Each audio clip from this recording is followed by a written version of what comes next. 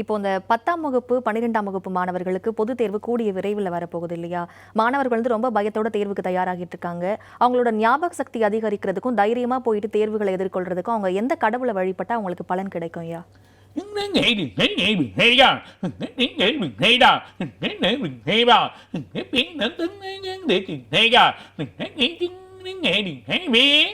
பிள்ளைகள் எல்லாருக்குமே memory power improve ஆகணும்னா மெடிடேஷன்ஸ் மெயினாக. மெடிடேஷன் ஒரு பீஸ்ஃபுல்லாக தூங்கக்கூடிய நிலைமை. ஒரு பீஸ்ஃபுல்லாக படிச்சுட்டே இருக்க சொல்ல ஒரு 11 மணிக்கு படிக்கணும், திரும்ப காலையில் 4 மணிக்கு எழுந்து படிக்கணும், ஒரு அந்த எக்ஸாமை பயங்கரமாக ப்ரிப்பேர் பண்ணணும்னா ஒரு 10 நிமிஷம் காலையில் மெடிடேஷன், ஒரு 10 நிமிஷம் சூரியனை பார்க்கலாம். சூரியனோட விட்டமின் டி கிடைக்க சொல்ல சுறுசுறுப்பு வந்துடும். ஸோ அதில் மெமரி பவர் இம்ப்ரூவ் ஆகும்.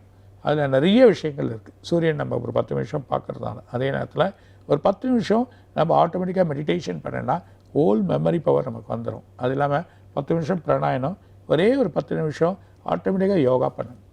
யோகா ப்ராக்டிஸ் எடுத்திங்கன்னா உடம்பு ஃப்ளெக்சிபிளாகவும், உடம்பு எந்த சூழ்நிலையும் பிரச்சனை வராது, நோய் வராது. அந்த டைமில் பயத்தில் ஒரு நோய் வரா மாதிரி ஆகிடும். அந்த நேரத்தில் எக்ஸாம் எழுத முடியாமல் போயிடுவாங்க. அந்த நிலைமையெல்லாம் ஏற்படாமல் இருக்கிறதுக்கு அழகான வழிமுறைகள் இது பண்ணுங்கள். அதே நேரத்தில் ப்ரேயர் பண்ணுங்கள். முருகருக்கு கடவுள் வேறு யாருமே கிடையாது. முருகனை வேணாவே போதும். மெமரி முருகன்றதே மூளை, முருகன்றதே அழகு. 6 பாகத்தை கொடுக்கக்கூடிய அந்த 6 முகம்தான் நம்ம உடம்புல அமைக்கப்பட்டிருக்க 6 பாகமாக இருக்கக்கூடிய இந்த மூளை.